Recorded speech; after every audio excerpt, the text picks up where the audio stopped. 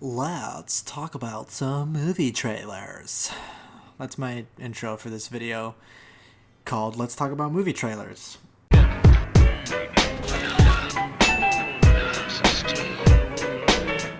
So, in today's episode, we're going to talk about the Joker teaser trailer, the trailer for Star Wars Episode 9, and the teaser for Midsommar. Fuck it, why not? So, let's get started with the Joker teaser trailer. Arthur, does it help to have someone to talk to?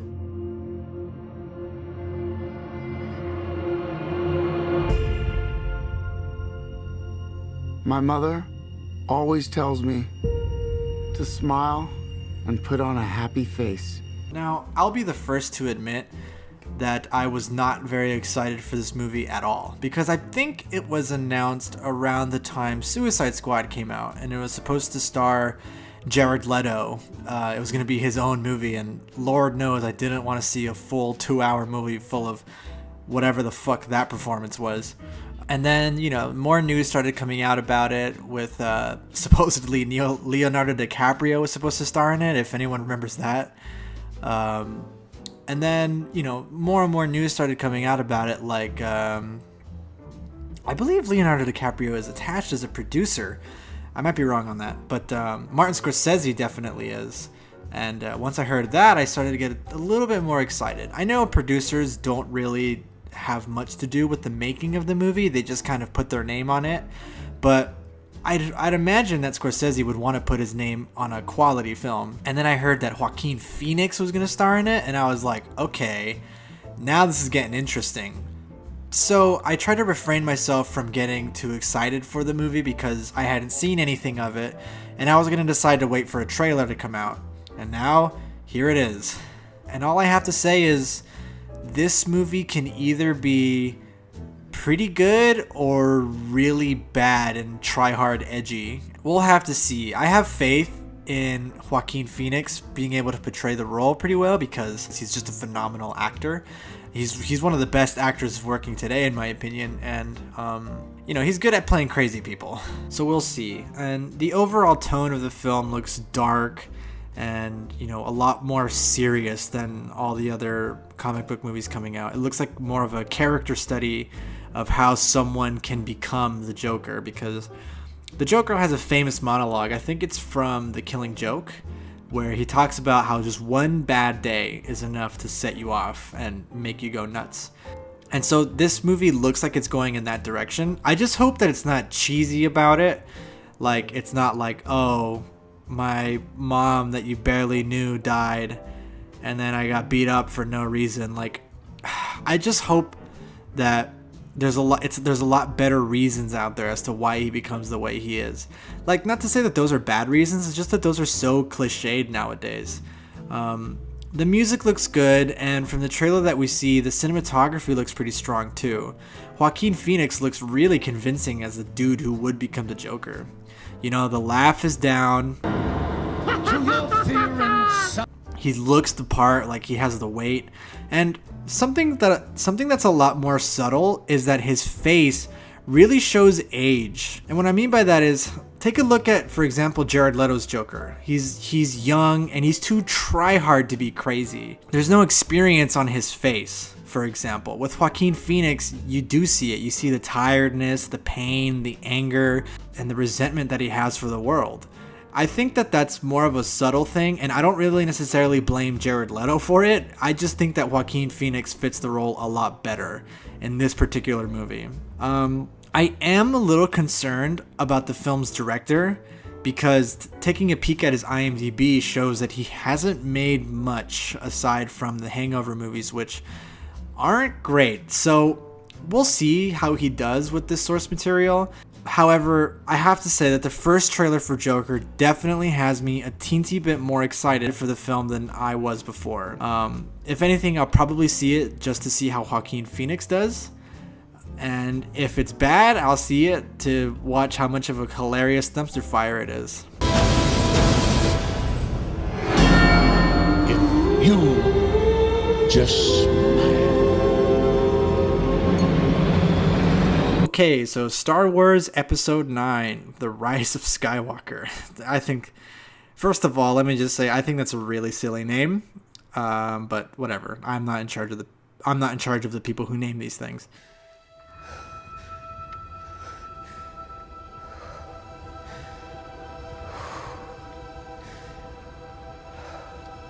We've passed on all we know. 1,000 generations live in you now.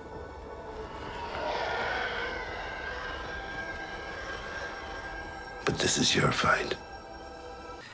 So the teaser dropped yesterday, actually, as of recording this. And it blew everybody away. Everybody is really, really excited for another J.J. Abrams directed Star Wars movie.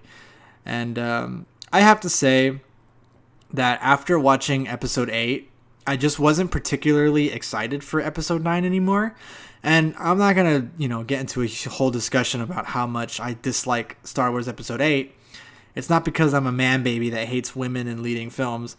I just think that it's a poorly put together movie with sloppy writing, editing, acting, etc. That's beside the point. Episode 8 felt extremely conclusive to me. The ending of that movie does not seem like something you can build off of, if that makes sense. It feels very conclusive. I felt like a lot of the characters didn't have anywhere to go after this. So watching the trailer for Episode 9 kind of doesn't get me excited anymore, because this is supposed to be the big grand ending of the trilogy, but it doesn't really feel like it because Episode 8 gave us that already. And, Star Wars will always have a special place in my heart because I just love it, I think that they're really fun, entertaining movies.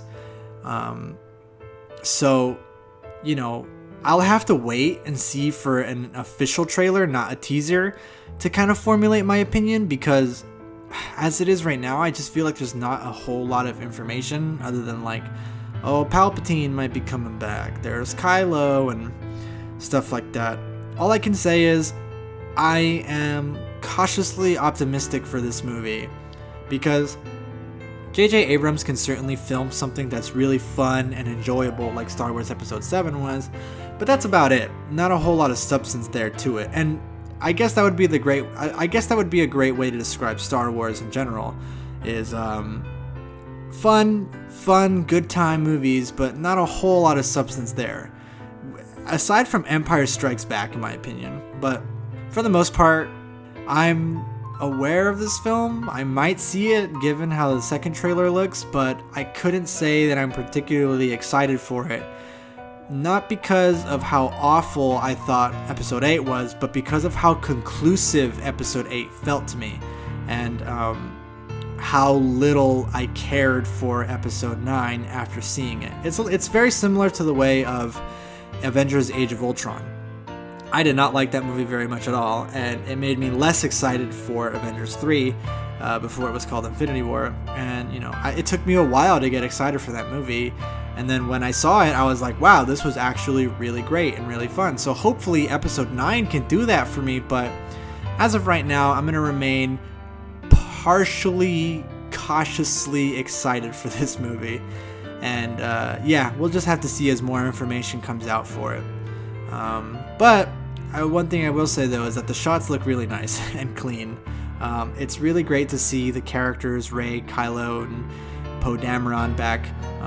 To me, those are the three more interesting characters, and the new Star Wars trilogy has the title of the best and most well-written character in all of the movies, with Kylo Ren, in my opinion, of course.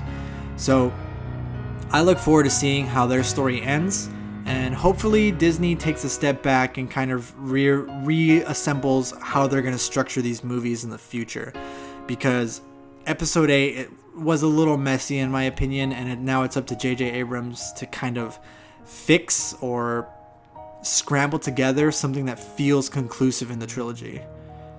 No one's ever really gone.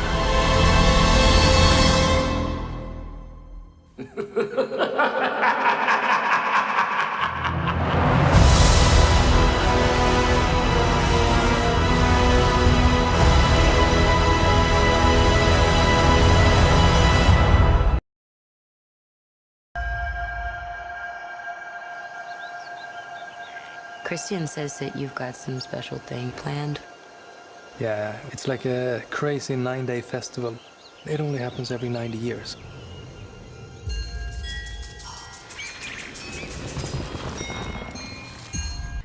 Okay, so the new A24 and more importantly Ari Aster horror film Midsommar dropped a trailer around the beginning of March for its new movie Midsommar, and all I can say is god fucking damn it, I'm so excited for this movie.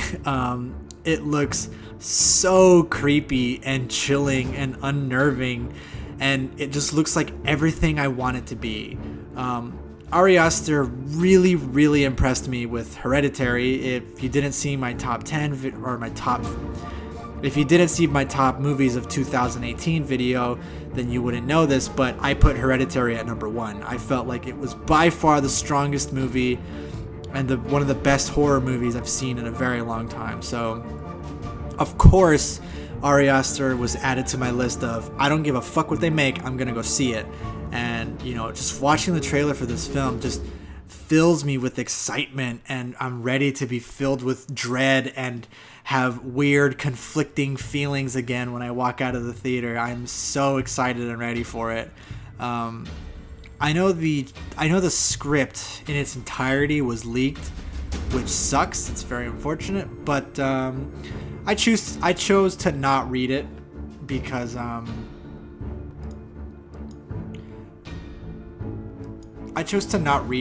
I want to just be very excited for this movie and surprised. This looks to be like the modern kind of Wicker Man movie, not the Nicolas Cage one.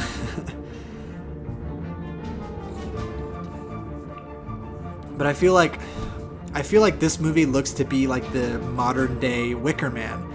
And no, not the Nicolas Cage remake, the original. I think this is going to be this generation's Wicker Man, similar to how Hereditary was this generation's Exorcist. So I really hope this is another one of those movies that does not pull any of its punches and makes you uncomfortable and angry and scared and just unnerved like crazy, because that's what this trailer seems like it's going to do, and boy, I'm excited for it. Just looking at the trailer itself, I can tell that the shot composition is going to be so pretty. The colors all look so nice. It's bright and vibrant. You wouldn't even tell that it's a horror movie. It looks like a Wes Anderson film in a way. Like if you were to watch the trailer on mute, it looks like a silly like Wes Anderson movie with its bright colors and perfect framing. Only for you to realize that it's a horrible cult movie.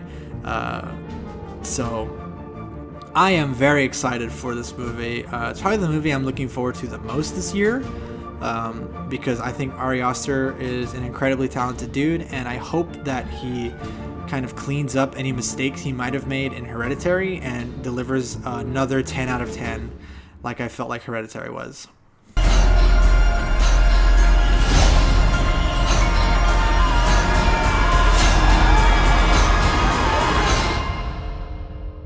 You're gonna love it.